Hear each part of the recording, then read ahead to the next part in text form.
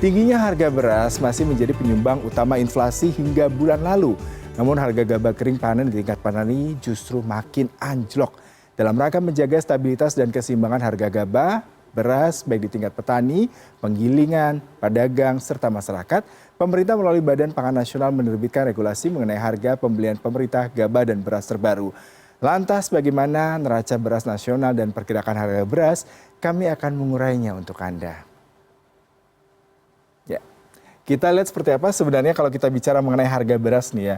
Karena beberapa bulan terakhir ini selalu jadi perbincangan terutama ketika kita 10 hari lagi mau puasa. Pastinya akan menjadi sebuah hal yang menarik ketika kita bicara mengenai harga kebutuhan beras. Nah, ini kita lihat ini berapa neraca beras nasional. Kalau kita lihat dari stok awal, ini yang menarik sebenarnya harus kita lihat. Kita ada stok 4.922.934. Kemudian ada ekspektasi produksi dalam negeri ini ada 31.919. Kemudian neraca impor kita tetap harus membuka neraca impor karena banyak faktor ya. Kalau kita bicara mengenai produksi beras dalam negeri kadang-kadang terkendala oleh satu cuaca, kemudian juga rantai distribusi, kemudian juga ada variabel lain seperti harga dari pupuk. Nah ini juga yang menarik juga kita harus lihat karena ada subsidi pupuk yang juga terkadang mempengaruhi harga juga. Kemudian juga ternyata beberapa petani itu biasa menjual kepada tengkulak atau para penada ya. Jadi ini yang menyebabkan juga pastinya harga akan mengalami depresiasi. Kemudian juga kenapa harus ada impor tadi untuk menjaga stabilitas ketika misalkan cuaca lagi sangat ekstrim, panen raya terganggu, sehingga harus ada pasokan sekitar 433.000. Kemudian total kesediaannya ada 36 juta ini, karena kita harus menampung kebutuhan tahunannya sebesar ini. Jadi diharapkan dengan ada stok terakhir, kita bisa aman. Karena kita adalah negara yang penduduknya 200 juta lebih ini memang pengkonsumsi beras cukup besar. Sehingga kita harus mempertimbangkan apa saja sih sebenarnya kalau kita bicara mengenai beras ya. Nah tapi yang menarik kalau kita lihat dari pergerakan harganya, Anda lihat nih. Dari harga 12.400 di bulan Januari, meloket Rp100, kemudian juga meroket lagi, bertambah lagi, bahkan sekarang mencapai 12.650. Ini suatu yang menarik sebenarnya kalau kita bicara mengenai harga beras ya. Ada beberapa variabel yang menarik terkait harga beras. Kalau kita bicara mengenai harga beras tadi, selain yang saya katakan tadi, ada juga kalau kita bicara mengenai bagaimana pasokan beras di tanah air. Kalau pasokan beras kita selalu bicara mengenai panen raya. Nah panen raya di bulan Januari itu 13 Januari lalu kita mendapatkan panen raya yang cukup baik. Kemudian di bulan Februari dan ekspektasi paling besar nanti di bulan Maret dan April. Ya ini dari pemerintah sendiri mengatakan akan ada sekitar 1,4 juta hektar. Wah lumayan besar ya. 1,4 juta hektar lahan yang akan dipanen pada bulan antara Maret hingga April. Dan diharapkan kalau misalkan 1 hektar bisa sekitar 6 ton lebih, kita bisa mendapatkan produksi yang cukup besar, yaitu ekspektasinya 4 juta ton.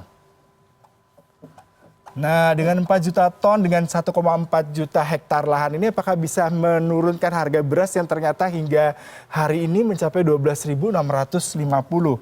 Kalau saya bilang optimistis bisa, tapi kita juga harus melihat bagaimana fluktuasi harga tersebut terpengaruh oleh beberapa variabel.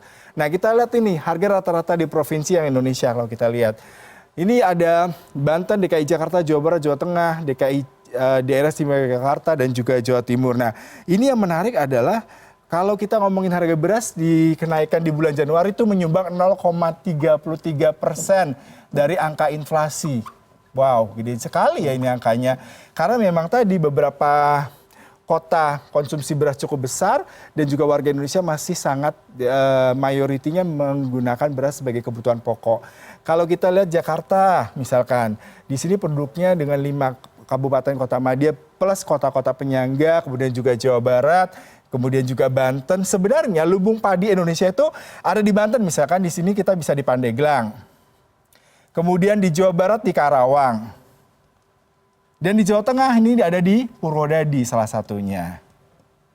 Nah ini adalah lumbung-lumbung padi yang memasok beberapa kota, provinsi di tanah air yang memang konsumsi berasnya cukup tinggi. Tapi seperti saya katakan tadi, rantai distribusi juga mempengaruhi harga beras.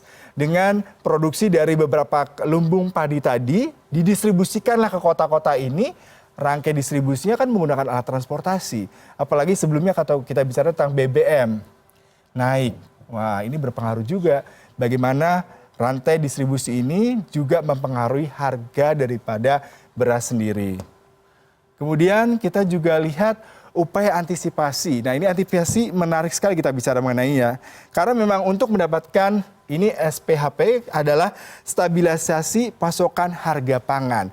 Nah, ini pemerintah punya beragam cara. Dengan cara tadi ya untuk mengontrol dengan adanya pasokan impor, kemudian juga menggunakan pemantauan evaluasi, pengadaan beras. Dan yang menarik ini kalau tadi di awal saya membacakan berita terkait dengan kebijakan pemerintah, keputusan dari Bapanas atau Badan Pangan Nasional yang dia menetapkan harga untuk satu ya, gabah kering giling. Nih, gabah kering ini di tingkat petani 5.000. Oke, kemudian di tingkat penggilingan dipatok 6.200. Kemudian di tingkat gudang premium itu 6.300. Dan yang terakhir adalah di gudang premium Bulog nih 9.500. Ini baru tanggal 11 Maret kemarin kebijakannya.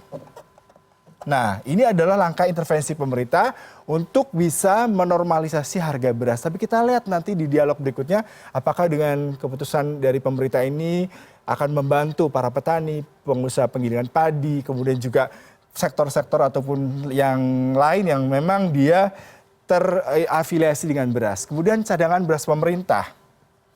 Tadi saya bilang ya, cadangan beras pemerintah karena di bulan Maret April akan ada panen raya. Kita lihat apakah dengan 1,4 juta hektar itu bisa memasok beras cukup signifikan karena lebaran kurang lebih 1 bulan lagi ya. Kemudian cadangan beras dengan mobilisasi stok, kemudian juga review kebijakan harga. Nah, ini semua adalah variabel-variabel yang diterapkan pemerintah untuk mengantisipasi lonjakan harga. Dan juga ada beberapa kondisi yang kadang-kadang harus juga diantisipasi seperti misalkan cuaca, kemudian juga ada variabel-variabel unpredictable yang boleh jadi akan mempengaruhi harga daripada beras sendiri.